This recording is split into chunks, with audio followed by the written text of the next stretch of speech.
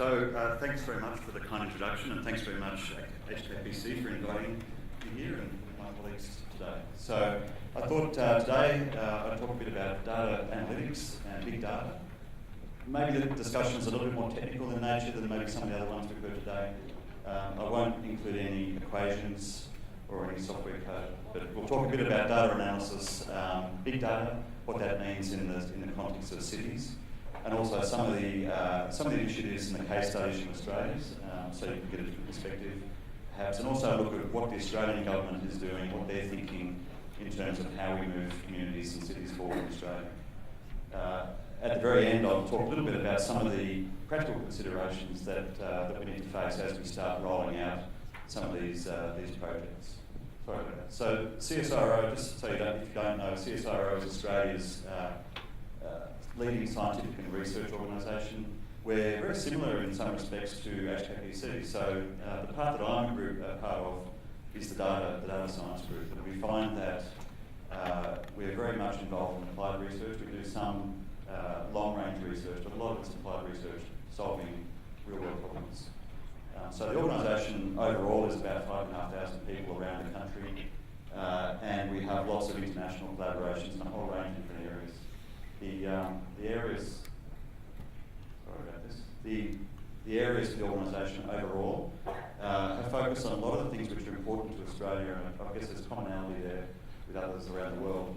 The data, though, we're seeing underpins a lot of this new science and research across all these areas. So the Data 61 group, you probably haven't heard of it because we're quite new, about a year old, and we're about 1,100 people within the organisation doing our own research and development, as well as supporting those other science areas. And so there's an important point here that when it comes to doing research and development in data science, a lot of that has to be embedded in supporting subject matter experts. And so data scientists don't always have subject matter expertise around cities or around social systems or economic systems. So we find that a partnership model is important. We need to partner with other people. Those people can be within our own organisation, with universities and other people. So the Data 61 group is about 1,100 people around Australia, and the model is that we collaborate with lots of different organisations. So I won't dwell on this too much further.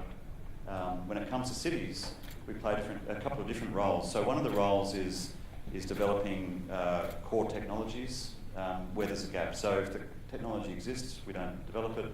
If universities are working on research, then we won't be doing that work. What we do, though, is try and take those research outcomes and then try and make them higher impact by developing software or converting them into translatable product, for example. So that's on the left-hand side. The middle part, though, is interesting. This is around advice and education. So we're finding a lot these days that whether the topic is big data, whether it's smart cities or whether it's cybersecurity, government departments and enterprises are often asking for advice. So what we're finding is that quite often we're speaking to them about the future, so scenario planning, technology foresighting, helping with standards and other things to be able to allow them to be more informed.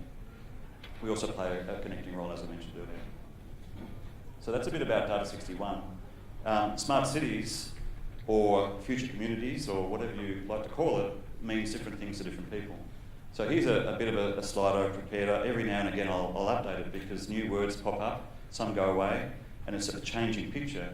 The words mean different things to different people, and I think this illustrates the fact that a city is a very complex system, and there's lots of different stakeholders with different interests. And so quite often we'll see smart city projects looking at one of these areas, whether it's transportation or whether it's air quality. We often start looking at one of those particular problems and trying to solve that problem.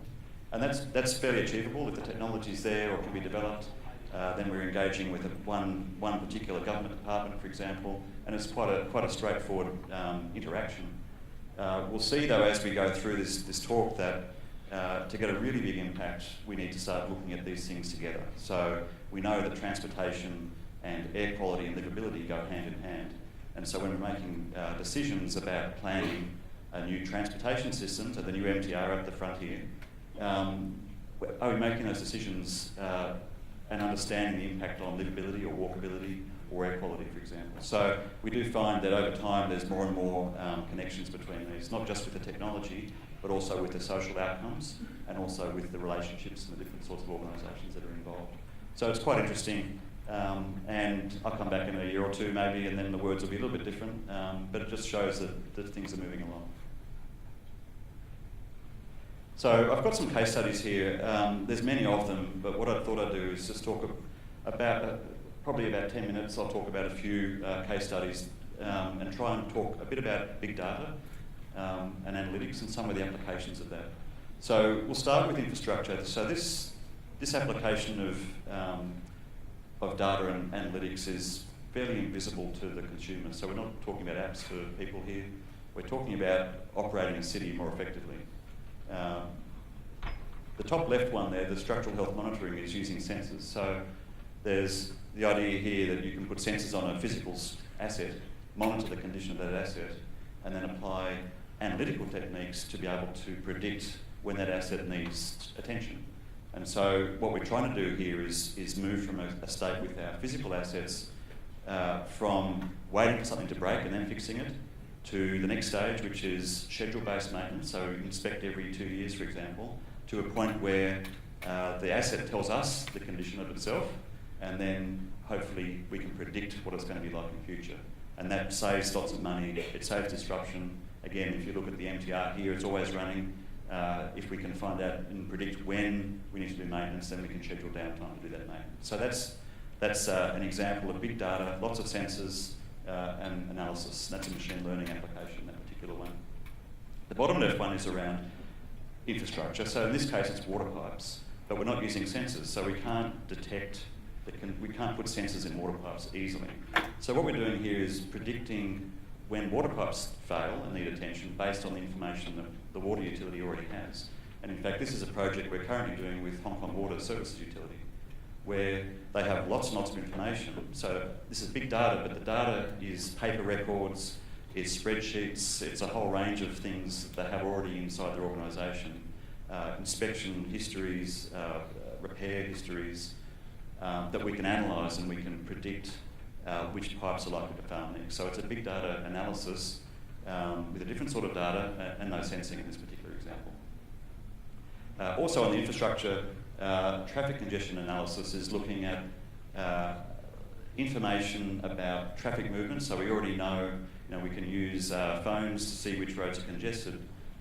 We can extend that and apply other sorts of information from public transport systems, for example, and make some not only predictions about traffic, but find optimal ways of dealing with traffic congestion. So that's a big data, another big data application. There's another element to this particular one, which is around open data and privacy, and I'll talk about that in a few minutes. So here we have big data, sensor-based data, different sorts of information, and some analytical techniques. When we look at the environment, then we can extend it further. So we can use remote sensing. So in the top right-hand example there, we've got satellite imagery. This is multispectral imagery, so it's not normal imagery. It's very rich imagery combined with information about planning at a local level. And we've trained this to be able to recognise different sorts of vegetation, for example, to be able to get a very detailed, so within a few centimetres, accuracy picture of land use. So this helps planners and governments understand how land is being used and whether developers are complying with their regulations, for example. So here we're using different sorts of information. It's big data because there's lots of large volumes of it, but there's also a combination of different sorts of information here. Predictive analytics in the air quality is another example. Again, there's different sorts of the sensor information, there's weather forecast information, and in this particular case, there's an app for people to be able to know if the air quality is going to be detrimental to them. So there's another element here which is around the health consequences of air quality. These techniques use, well, that one there and the traffic congestion uses machine learning, which is finding patterns in information. Another technique for doing analysis is around modelling. So we build a model of a system. And an example here is around flood mitigation modelling, where we know with sea level rise that there's increased risk of inundation and flooding in low-lying areas. And we know that some of the ways of dealing with that is to build structures in the water. So we can build a dike in the water or a reef, and that we know that will help mitigate storm surges. That's quite expensive. So if we can model that in a computer using, again, this is a big data because we're modelling it using hydrographic information and behavioural information that we've seen before in weather patterns.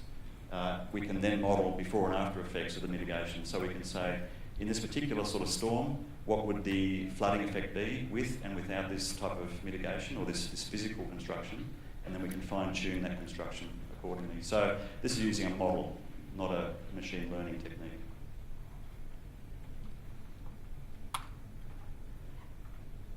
Another part of communities, and cities is the title here. I think from our perspective, communities would be a better terminology. Cities are one example of a community. Certainly, within cities there's multiple communities, and they all have different needs and different characteristics. And certainly in Australia, there's many remote communities and rural communities which we need to care about as well. So, although we have, in Australia there's 30 million people and there's probably 4 big cities, we call them big, maybe they're villages, up to 5 million people would be the biggest one, but then it goes 5, 4, 3, 1, and then down to a couple 100,000. And then there's lots and lots of small places. So a lot of those small places are concerned about jobs. And we know this happens around the world where people move from the country areas into the big cities and they put additional stress and load on those cities. It'd be really good to keep them on the land if we could and find them reasonable jobs that are meaningful. They don't have to be agriculture or mining. Maybe they're high value jobs, but how do we do that in the remote places? So being able to analyse different aspects of jobs and then help understand how we can design jobs and local economies to suit those jobs or to generate those jobs is another part of our analysis that we're doing. The bottom left one is around, and that was the top right one, looking at jobs and actually automation and how do we be resilient to automation in the workforce. The bottom left one is around mining of social media to gauge community sentiment. So here we're looking at understanding how is a community feeling. And so in a remote setting, quite often depression is a very big deal. It's very important and it has a big impact on the community. So if we can, in Australia at least, the farmers, we know they use social media a lot. And so we can help direct help to those people by understanding the sentiment in the community. This, if you have a cell phone, you can go to wefeel.csiro.au, I think. And that left one there is a worldwide, it looks at a worldwide Twitter feed and gauges the sentiment in real time. So this is big data because it's got lots of information. It's different sort of data, but again, it's a big data challenge. And then of course there's a spatial analysis as well, which I don't think I've got time to go into. So there's a few examples, a few case studies of, I guess, social aspects of cities. I mentioned open data before. The traffic congestion and traffic system challenges that we all have around the world in big cities can in part be solved by innovators. So this is startups and it's small companies, universities, coming up with new tools and new techniques to be able to make our lives easier. Part of the key here is to be able to share that information with these people. The Octopus card has lots of rich information about people's movements. With that information, then we can potentially find or design new apps to travel apps. We have a very similar card in Australia called Opal. And what we've done there is made that data open and available to innovators without disclosing privacy. So there's some new technologies being developed around privacy to be able to release open data that's sensitive information without disclosing private aspects of that. So this is sort of new work. More new work, which is not shown here, is around being able to share information and data between different organisations. So I mentioned at the very beginning with the slide with all the words on it, we have different departments involved with different aspects of an urban system. When we're looking to integrate and have better solutions across all these different parts of a community, then quite often the data that we need to analyse is in different departments. And so those departments, they could be government departments quite often, or they could be companies. They don't often want to release that information, make it available, because it's sensitive information. So there's a bit of work happening at the moment to be able to do computation across those secure data sets, leaving those data sets in place. So that's quite exciting, and it allows a lot more work to be happening in integrated analytics across organisations. Another aspect of open data, of course, is how do you make the data available? So how do you give that to people? So hk.gov.au or data.hk.au.gov.hk is the HK one, and Australia has one similar, of course. So, and many countries do. So this is a good starting point to make data available. They're all pretty crude at the moment. The data is available, but there's no real curation of the data often, and there's no real understanding of whether the data is fit for purpose for what it's going to be used for. So data may have been developed or created for a particular purpose. When we put it online to make it available, it might be that data, someone wants to use that data for something, and it was never designed for that. And perhaps the quality may not be the right quality, or the accuracy may not be the right accuracy, or the provenance of that data may not be right. So how do we know it's real and legitimate? At the moment, I don't think any of these open data systems actually cater for that. So there's a bit of work happening looking at quality of data in the more general sense and fit for purpose of different data sources. Eventually, I think that will probably sit on top of some of these open data platforms. And open source visualizers for spatial data and all those sorts of things exist at the moment. So I'm not going to dwell too much on innovation. I don't think I've got the time to do that. The Opal and Octopus I've mentioned here, so we're working on Opal. Trustworthy systems is relevant, so we heard about autonomous vehicles a bit earlier, and one of the challenges here is cybersecurity. So how do we make sure that not only will an autonomous vehicle not be hacked into, but how do we know that it's bug-free? How do we know that the software hasn't got bugs in it? Because we all know that software has bugs in it. So here's an example here. This is a helicopter, but you can't see a pilot in there because it's an autonomous helicopter. There's a bit of software in there which runs the microkernel within that system, and it's been mathematically shown to be bug-free. And so what we do with that software is we use that software to run the control systems of this. And then the other system, so in a car, it's the entertainment system and air conditioning, doesn't matter so much. So we don't have to put the time and effort into making that bug-free. But the control systems, which are the critical part, we do. So there's an example there of what's called trustworthy systems. That's embedded software. So that's a few case studies around big data and related topics. If we talk about what's Australia doing in terms of cities, what's the Australian government doing about cities? So the Australian government has recognised that cities are very important around the country and has articulated some priorities. There's a website on the Australian government website, the city's website, and it contains some information about what are the priorities that the government has. And so these are common, I think, to probably many communities around the world, but they're spelt out here. And the importance of this is that we're moving to a place where we can measure some of these. So there's the words here. On the right-hand side, there's a document which is the National Cities Performance Framework. And the idea of this is that we should be able to measure any of these factors. And there's more than just you see here. Measure these things and then implement policies and technologies and be able to measure the effect and see the effect of them. So I think Martha might have mentioned livability or something like that. Quality of life. We should ideally be able to measure quality of life. And then if we're designing programs, they don't have to be technology programs, they could be some other program, educational programs or policy. Ideally, we should be able to measure the impact or predict what it's going to do to that particular metric and then monitor it to make sure it actually worked.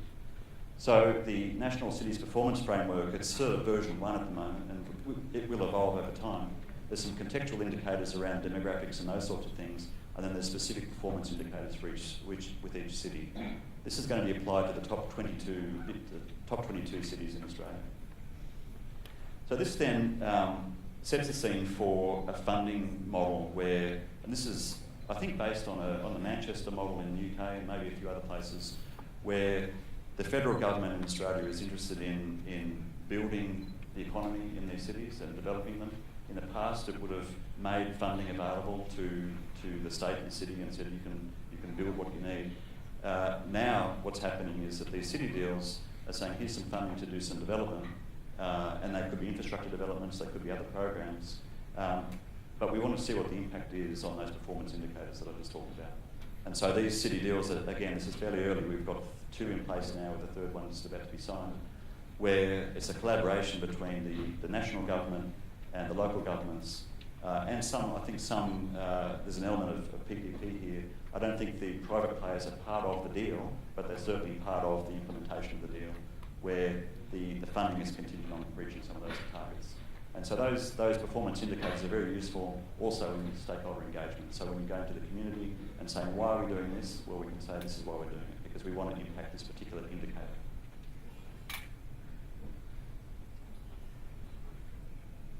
If we look at how the technologies and some of these innovative policies have progressed and where they're going, we can see that there's some new things on the horizon. So if we take 3 categories here, the technology, so this is all the smart city technologies we talk about, and we see some in the room next door in the showcase. Some of the services we're offering to our people in cities, and some of the planning and policy. We can see that with the technology, we've gone from trials to early rollouts. Depending on the technology, we're somewhere in there. But eventually we'll be going to widespread rollouts. And AVs is a great example where lots of trials around autonomous vehicles. But if you think about widespread rollouts, and there's much more to, I mean, it's a different ballgame altogether, and there's other considerations. City services, so this is making services available to the public. There's apps now, of course, personalised apps for people. To be able to do self-service transactions. Many times they're not integrated across departments, so that's what's beginning to happen now. There's integrated apps across departments. The issue I mentioned before around integration and access of data and collaboration between departments then comes into play. So when we get to this point, it all becomes a bit harder. Planning and policy, again, a similar sort of story where we've got data analysis informing policy to start with, and then we're trying to do integrated policy across departments, and then there's issues with data and with leadership and with collaboration. The other considerations here are around things like privacy, and I mentioned a bit about privacy, but things like privacy, cybersecurity, of course. Resilience of systems is not really talked about that much. So when you get a very, very complex system, we can imagine all the words on that first slide all linked together and everything working harmoniously. If one thing goes wrong, what happens to the rest of the system? So system resilience can be affected by cybersecurity, of course, but it can also just be a characteristic of the system itself. So I'm not sure that there's that much work happening in this area, but it will come back to bite us if we don't look at it. So there's some new fields of research and development that we need to start looking at. And of course, interoperability, I think you're probably familiar with that, standards and those sorts of things. So that's some technology and policy considerations. Organisationally, of course, there's some skill sets and capabilities that we need to have in organisations. And a lot of it comes down to willingness to collaborate. We've heard this a couple of times today, I think. Willingness to collaborate, leadership, reaching out and saying, okay, we want to start collaborating now. Let's identify the obstacles so we can deal with them, and then set the shared vision and then move forward. So there's some capabilities that we probably need to look at internally within all our organisations to say who and where do those capabilities reside, and what do we need to do to build up those capabilities. There's other things around risk, for example, which sound maybe a little bit boring, but those things about system resilience are important things. So our risk, understanding of risk has to be up to date now with these new developments. So I think in summary, it's not just about the technology, it's all about the end results. They could be those things on that first slide. They could be the indicators or a way to measure that, for example. So it's about achieving those outcomes, ideally measuring them, so we've got some reference point to be able to work to. And then we try something, we see whether it works. If it doesn't work, then we can go back and try something else, but we can always measure how things are going. And we also have to understand that we'll make a step now and implement some initiative, but there'll be a new challenge that comes up. So that maybe that's to do with the resilience I mentioned or with the integration between departments. And lastly, it's a matter of looking internally at organisational capabilities and making sure that we are aware of the gaps and that we have some plans in place to address those gaps. So I think that's it for me. Thanks.